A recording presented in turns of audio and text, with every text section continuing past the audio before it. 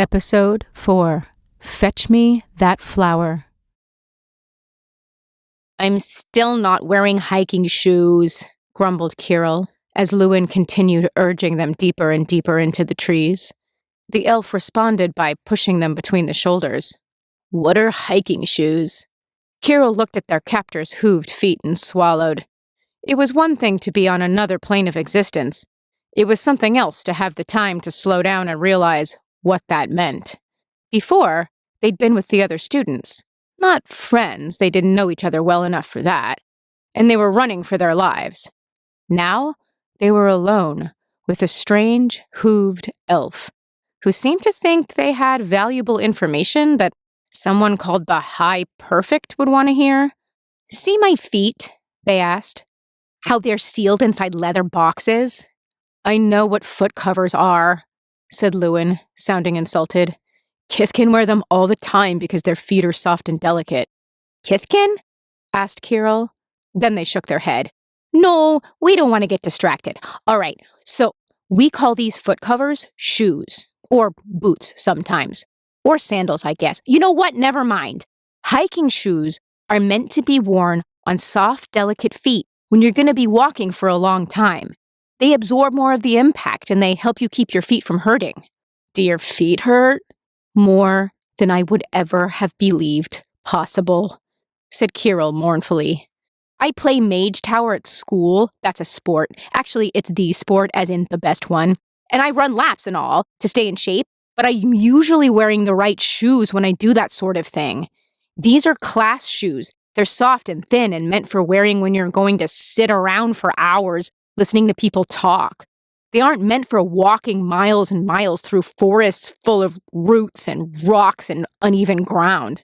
My feet don't hurt at all, said Lewin. That's because you don't have feet, said Kirill. You have hooves. I walk on them, so they're feet. Anatomically speaking, they're not. If we dropped you in a dissection lab, the doctor who took them apart would say they weren't. Lewin prodded them with the tip of his spear again.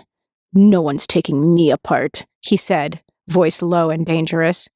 I didn't say I was going to. Oh, come on, it's hypothetical. Hypothetically, keep walking. We're almost to Lysalana. What's a Lysalana? Only the most beautiful city in the world. In the most beautiful forest in the world, said Lewin, voice turning reverent and almost wistful. You're so lucky to see Lysalana for the very first time. I wish I could see it for the first time again. The way the sun shines through the trees, the way the whole world gleams gilded and golden. It'll take your breath away. Kirill paused, blinking. They looked around and realized the trees around them had changed while they were walking. They were more evenly spaced here, seemingly placed according to a pattern that was too close for them to see, although they would have been willing to bet that it was another of those omnipresent spirals, twisting through the world around them like a song they couldn't quite understand. The branches were elegant and purposeful in their arching growth, covered with climbing flowers and delicate boughs that bore pale green leaves, edged in living gold. The bark of the trees was broken up, almost like a pattern of scales, and the space between the scales was covered in a thin layer of smooth, gleaming sap that blazed gold when the sunlight struck it, giving the whole forest a delicately gilded air. Kirill stared at it as Lewin continued urging them onward, until they stepped between two trees, and Lysalana appeared before them. That was the only thing it could possibly have been. The forest was big, but they couldn't imagine it was big enough to contain two cities. And there was no other word for what lay before them. Wooden boardwalks connected homes and tall, elegant towers one to the next, while doors were set into the trunks of trees that had been seamlessly integrated into the body of still more buildings. High overhead, wood and vine walkways connected the higher residences, creating a multi-tiered community that blended seamlessly into the forest around it, and everything was made of that gilded wood, making it all blaze with a brilliance and beauty that took Kirill's breath away. Lewin stepped up next to them. "Lise Alana," he said, sounding pleased with himself. "Come along. I'm taking you to High Perfect Morcant now." "Wait, can't you tell me anything else? I don't even know what a High Perfect is." "No," said Lewin, sounding confused. He turned to look at Kirill. "If you don't know right from wrong, or insulting from flattering, you can make mistakes, but you can't give insult. That's very important." "What happens if I insult the High Perfect?" "She has you killed." Lewin shrugged. "So this is better. Follow me." "Right," said Kirill, and followed him as he started for the nearest stretch of boardwalk. Other elves began to appear as they walked through the city, their coloration and clothing blending in with the city so that they became virtually invisible as long as they didn't move. They turned to look as Lewin and Kirill grew close, plainly curious about the newcomer. "What, have they never seen a vampire before?" grumbled Kirill. "No, they haven't," said Lewin. "No one has. That's part of what you'll need to explain to High Perfect Morcant. Yeah, said Kirill. They started up a spiraling set of stairs that appeared to have grown out of the trunk of a large oak. Lewin shot Kirill a quelling look. "Not many elves get to see the High Perfect," he said. "This is an honor." "An honor you won't tell me anything about," Lewin smiled. "Now you're catching on." He stopped and leaned over to knock on a tall, beautifully carved door covered in more of that gilding sap. After a long pause, a woman's voice called, "Yes? What cause have you to interrupt my perfect contemplation?" "I am Lewin the Faultless, hunter of the Nightshade Pack," replied Lewin, looking nervous for the first time since they'd arrived in Lise Alana. "I've found a stranger in the forest who knows something of Isilu and why he walks out of sync with his promised time.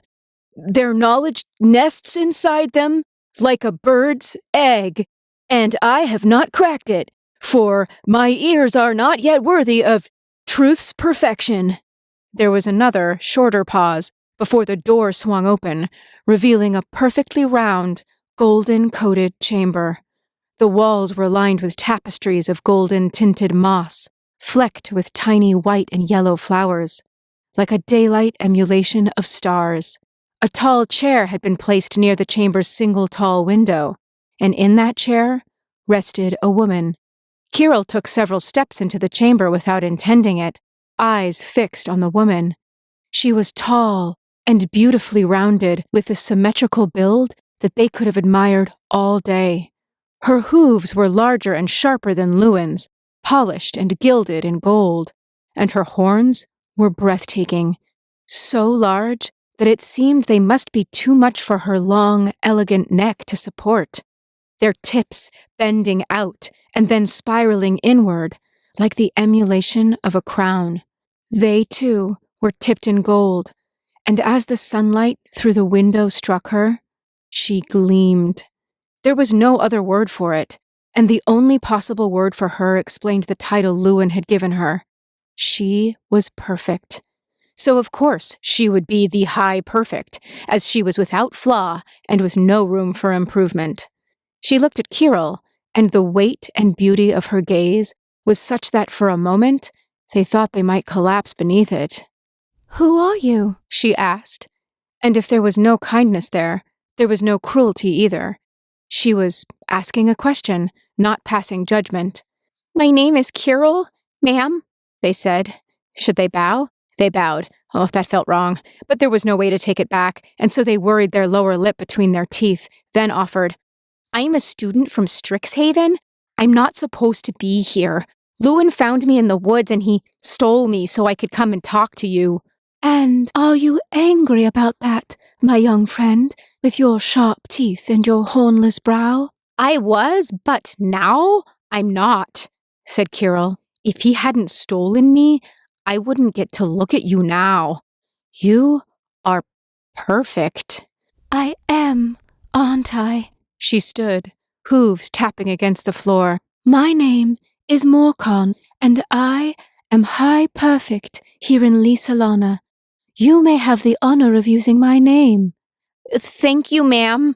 Morcant. Now, is it true? Do you know why Isilu walks? I do, said Kirill. Morcant gestured for them to continue. My classmates and I were on a field trip for school when we followed a fairy and fell down a hole that shouldn't have been there.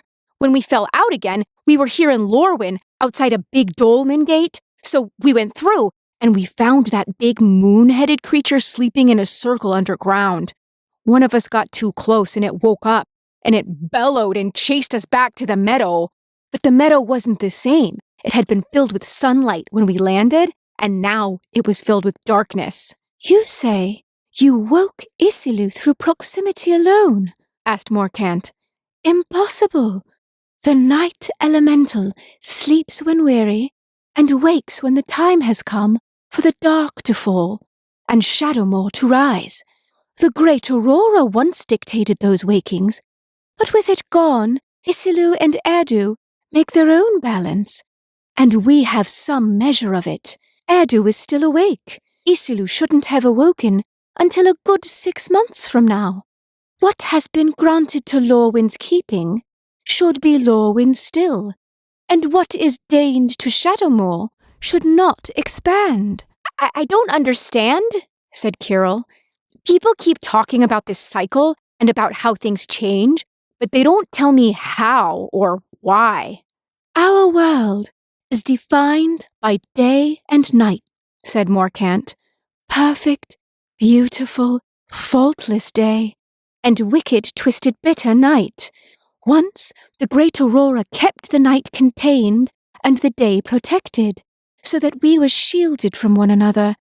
But the Aurora fell, and in its place 2 beasts arose, one glorious and good, one embittered and evil, Erdu and Isilu, Lorwyn and Shadowmoor. Where they walk, night becomes day and day becomes night, and the precious border shifts, ignoring treaties, unmaking oaths. They can never meet where one has walked. Either night or day will linger until the other arrives. We hear word that Isilu walks in Goldmeadow and through the fields around it. These are places ceded to the day. If we can't put the night elemental back to sleep and lure Erdu to soothe the broken light of those places, they may be lost to Shadowmoor forever. Kirill blinked. That isn't quite what Brigitte said, they said carefully. I think maybe I'm getting multiple historical accounts of the same thing. There are always many sides to the same story, said Morcant. You speak of Brigitte, the hero of Kinsbale, do you not? Hithkin are simple, uncultured folk, close to the land, concerned with their community, not with the needs of the wider world. She would only see what was before her, not its implications or the possibilities it presented. Her voice dropped, turning thoughtful. Isilu is out of cycle, vulnerable perhaps. And what an opportunity, if someone could seize upon that vulnerability, if they could end the night forever, and welcome endless day in its place. We would no longer work to undo in the moonlight all we had accomplished in the sunlight. The Gilleaf Empire could rise again. Said Kirill, I'm not from around here, and I'm not sure it's appropriate for me to be involved with anything that begins with an empire rising again. I'd like to go now, if that's okay by you. But how do you kill the night itself? Morcant was off in her own world now, following the twisting trails of her mind farther and farther away from the tower room where Luin and Kirill stood, listening to her. With the weapons of the night, of course. Dawnglove grows only where the dawn is a legend, never to be seen. Daylight's moonglove produces the deadliest poison known. The healing strength of Dawnglow is more potent still, and would act as purest death if delivered to the night. Now mix it with summer dreams and bind it in a tincture, and all the power of the night won't save the beast." In the doorway, Lewin made a small sound of dismay that was something like a gasp and something like a moan. Kirill glanced over their shoulder and saw their former captor gone pale, gripping the doorframe like a lifeline. "I'd really like to go now," said Kirill, taking a step backward. "I need to find my friends." "Oh no," said Morkant, and smiled a terrible, perfect smile. "We need you. You're not going anywhere." Deep in the gilt-leaf woods, on a twisting path that led nowhere near Lysalana, Sanar frowned and looked around himself in a great circle. Even turning to look back, seeing no trace of Kirill, he sped up to catch Tam and tug her sleeve. She gave him a bewildered look. "Yes? What is it?" "Kirill's gone." Tam stopped walking. Abigail did the same. Both of them turned to look back, finding the same absence of cheerful vampire among their party. "Where are they?" asked Tam. Abigail shook her head, puffing her feathers as she signed. "I haven't seen them since we reached the woods.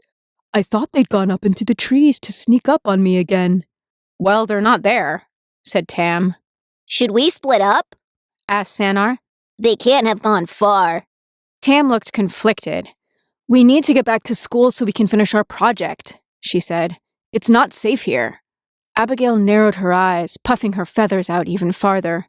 "Kirill is our friend," she signed. "I'm going to find them. You can wait here if you like." She turned and began to storm away, following the tracks they'd left from the river. Tam and Sanar exchanged a look. "One of us should go after her," said Tam. "I'll go. You wait here," said Sanar. He bounced onto the balls of his feet, then ran after the unhappy Owlin. He hadn't quite managed to catch up before everything went wrong. Abigail, focused as she was on looking for Kirill, something she was trying to achieve with broad turns of her head, sometimes rotating it almost all the way around, didn't notice when the brush to one side began to rustle and shift. Sanar, who heard the branches scraping, froze immediately. Abigail did not, and was taken purely by surprise when the massive, gnarled head of some unfamiliar beast, crowned by antlers made of tangled, grasping branches, rose out of the brush. The head was attached to some equally massive creature, based on the sounds now coming from the trees. Sounds Abigail couldn't hear. Horrified, Sanar watched her begin to backpedal away from the creature, into the brush on the other side of the trail. He grabbed a branch and rushed forward, intending to defend her from the advancing beast. Unfortunately for him, this caught the thing's attention. It turned its head toward him, the motion causing one of its antlers to catch him in the chest and fling him away into the trees. He hit hard and collapsed to the ground, no longer in a position to defend anyone. Abigail made an unhappy hooting noise and rushed the beast, which bellowed loudly enough to trigger the function of her hearing aid, meant to alert her to alarms and explosions. She clapped her hands over her ears. The ringing was enough to make her dizzy, and she staggered deeper into the brush, away from both Sanar and the beast. She didn't even see the edge of the tributary Brigitte had told them to watch for.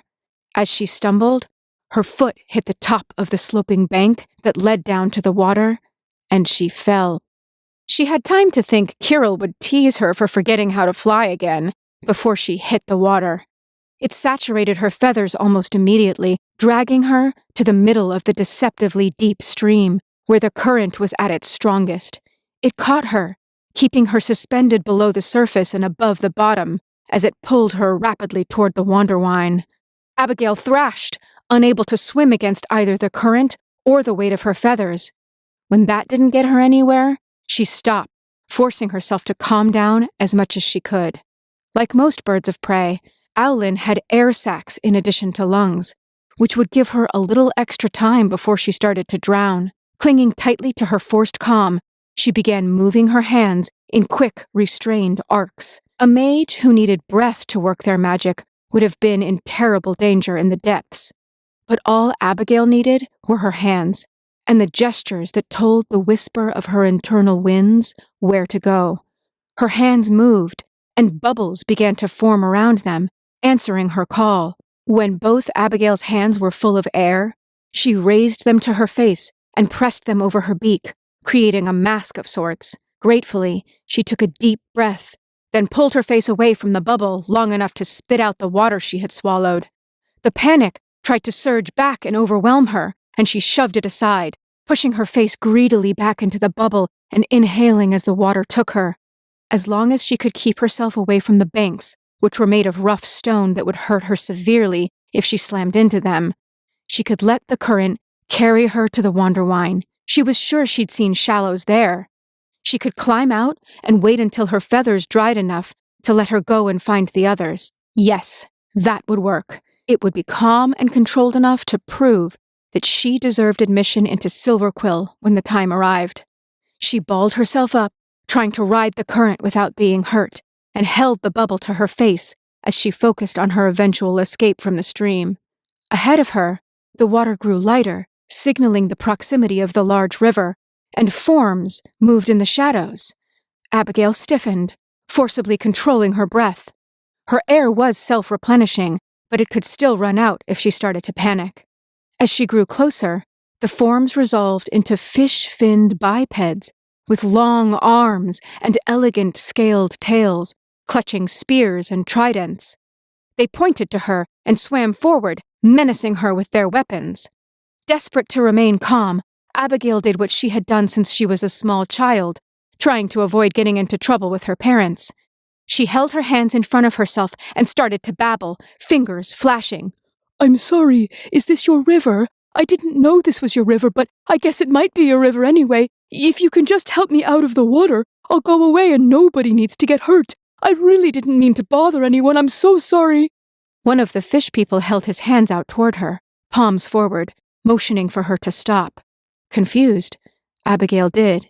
He began moving his hands more slowly and deliberately. Her hearing aid was intended to help her communicate and had been designed by a Silverquill upperclassman, with a flexible definition of the concept of hearing.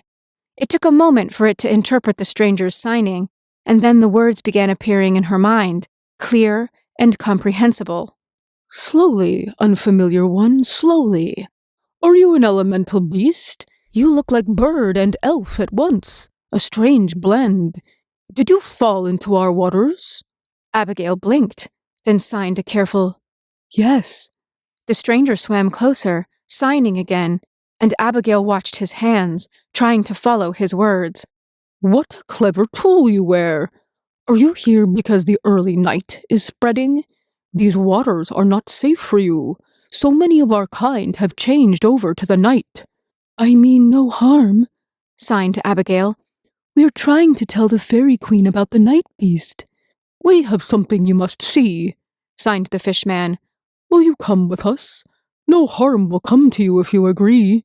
Abigail considered her answer for a moment, then nodded and signed, yes.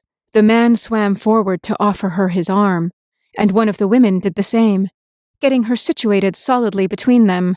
With this accomplished, they began to swim toward the Wanderwine proper, towing Abigail along with them.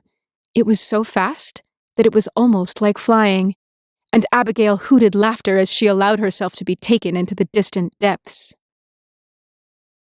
Sanar came running back to where Tam waited, breathing heavily and covered with little scratches from where he'd blundered into a thorn hedge. Sanar, what happened? Where's Kirill? Where's Abigail? Sanar stopped to put his hands on his knees and catch his breath, then straightened and said, with ill-concealed terror in his voice, A big thing came out of the bushes and scared Abigail. She fell and found the tributary we've been looking for. The water took her away. Drowned? Asked Tam, even more alarmed.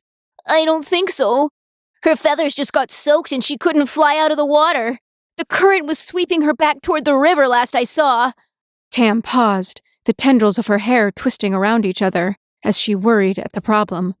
If they went after Abigail, they might not find the Fairy Queen in time to warn her about the giant creature spreading transformational nighttime everywhere it went. If they didn't go after Abigail, they might not find her in time to go home. There were no clear answers. There were no easy solutions. No matter what they did, someone would suffer. What would her teacher want her to do? Tam didn't talk about him much, didn't even like to think about him much, to prevent the mind mages in her theory classes from catching a glimpse of him and her thoughts and starting to ask questions.